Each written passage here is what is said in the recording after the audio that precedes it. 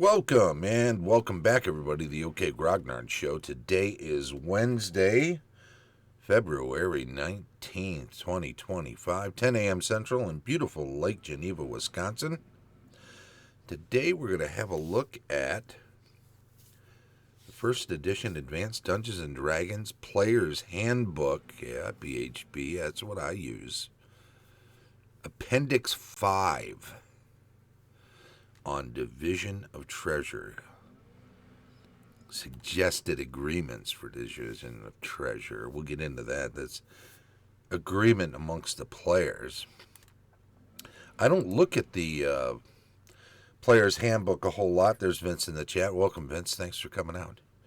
The Player's Handbook has been getting short shrift from me in the number of times I glance in on it. I focus a lot on the Dungeon Master's Guide. It seems to be the one that has the most material for me to dive into that is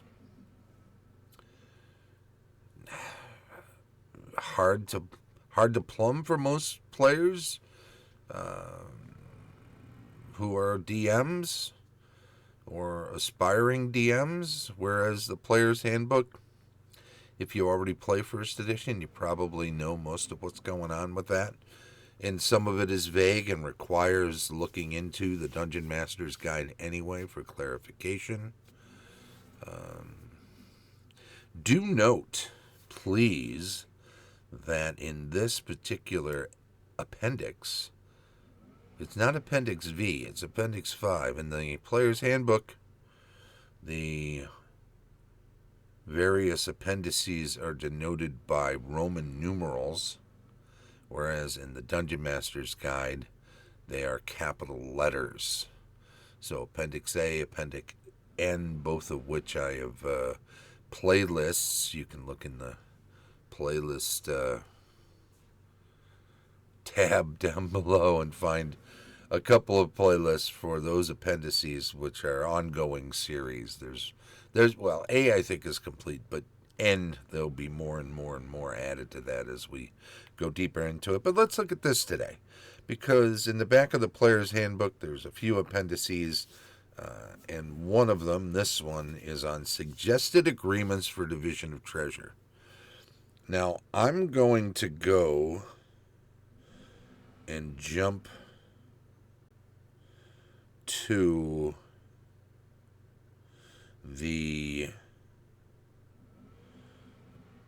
Now, you know what? I'm just going to go through it. I'm just going to go through it as they present it. But there's something later that probably should have came first. Agreements. What are the agreements that are suggested agreements? First one is equal shares. Share and share alike. It's a simple division, the total number of characters involved.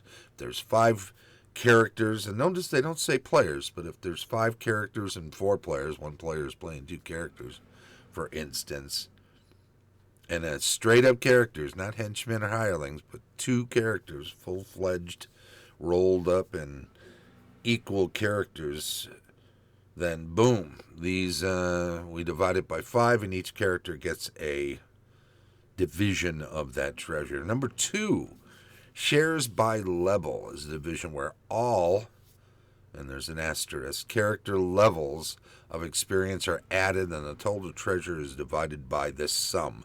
1 share of treasure is given for each level of experience. The asterisk states, for multi-class characters, add 1/2 of the lesser class levels to the greater class levels to determine the total experience levels for the Division of Treasure. Characters with 2 classes receive shares for the class levels they are permitted to employ. So that's a little tricky. In multi-class characters, let's say you're a 5th level druid, but also a 4th level, no, let's say you're a 5th level fighter, but also a 4th level magic user. That makes more sense because of the way experience will be divvied up.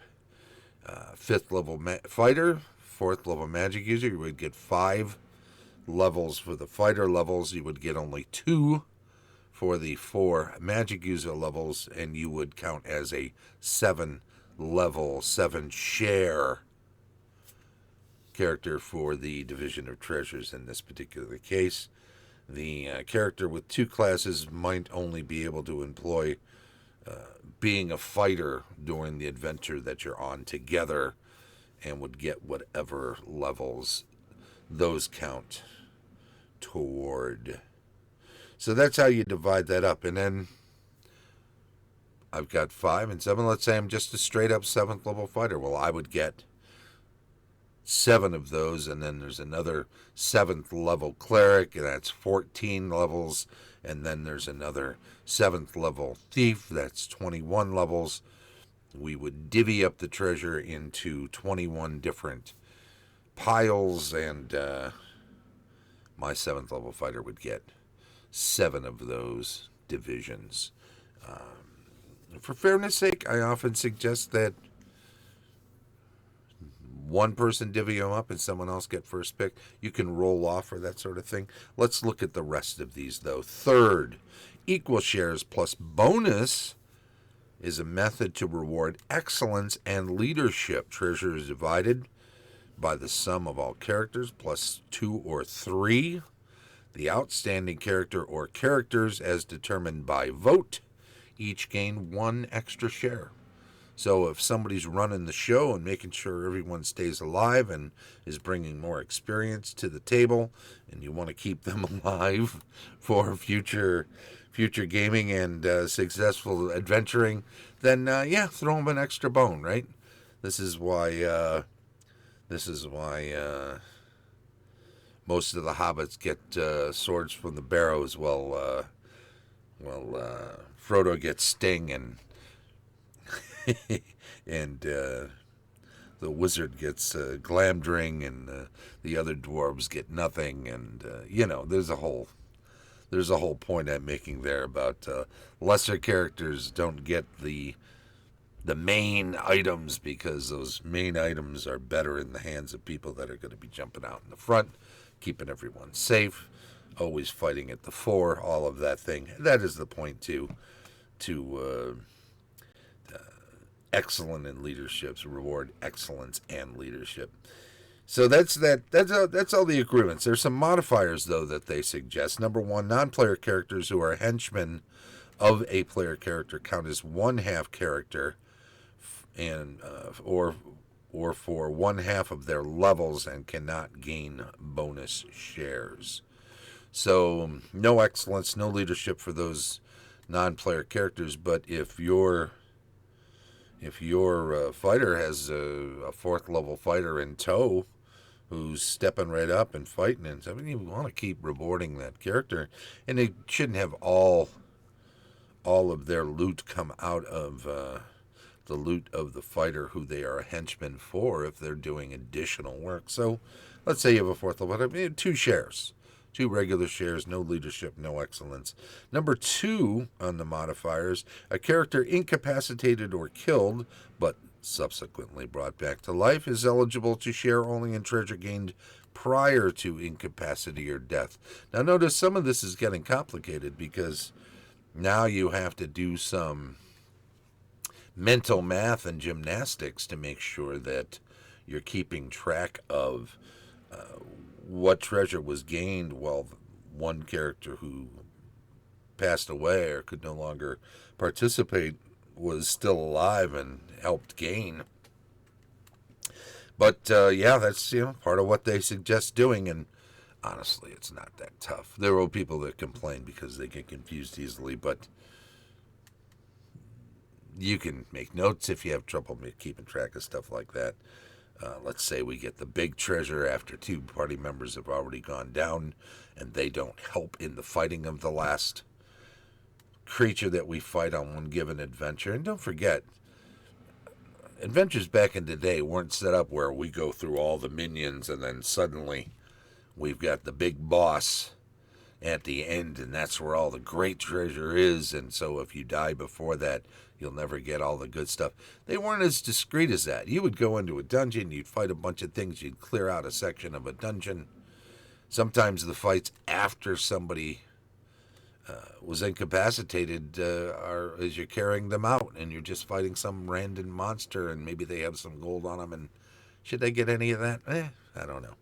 Probably not, and they suggest that here as a modifier. The third modifier they suggest is characters who are uncooperative, who obstruct the party, attack party members, or are the approximate cause of the incapacitation or death of a party member shall forfeit from 1/4 to all of their shares as a penalty for their actions.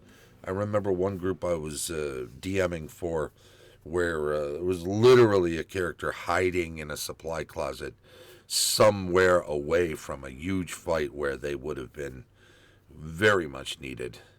And all the rest of the players complained, why is this person getting any treasure? They were actually a fighter. They were well armored and armed, and there was no reason for them not to be part of the battles. It's not like they were a magic user that was all out of spells, who would have been happy just to survive and get back out and miss some treasure. This was actually somebody who was integral to winning some of these fights that was just hiding, and still felt as if they should be considered part of the group and gaining treasure and taking up a seat at the table too. So in the meta world of the game and the campaign, where the players were saying, "Does this player even want to play? All they do is hide," So, there are times when some players are not doing everything they should be able to do. Hey, listen, we're moving on pretty fast here. I'm going to finish this up, and we're going to finish it up fairly quickly. Let's have a look at the second half of this here. Where am I at? Boom. There we go. Magical treasure. Well, it is a simple matter to total coins and precious items which can be sold for an established amount of money. The division of magic items is far more difficult. It is therefore necessary for party members to determine how magic will be divided. As the number of magic items which will be gained is unknown, selection of a system of division is not possible until after the adventure is concluded. So, number one suggestion, if but one or two items of magic are gained, these can be grouped singly or paired to equal a share of treasure. So you'd have to consider the value, a monetary value of these items. If one is of relatively small worth, it can be grouped with money to equal one share. Number two, they say three or more magic items. If three or more magic items are in the overall treasure, A, best item, B, next best item, C, third and fourth item. Maybe there's two items that add up more or less to the value of A or B. And then D, X amount of money as compensation for not getting any magic items, so that everybody gets at least a monetary amount that is similar, even if the magic items go to some but not to others, and maybe the some that get them don't get as much or any actual money out of the loot. Number three, they say three or more magic items. This is an alternate method. A, best item. B, second item plus X amount. Fourth item is C plus 3 times the amount. You really have to be able to determine the monetary value of these items to make those particular systems work. But that's not that tough in first edition, honestly. It continues. Magic items thus parceled out are then diced for.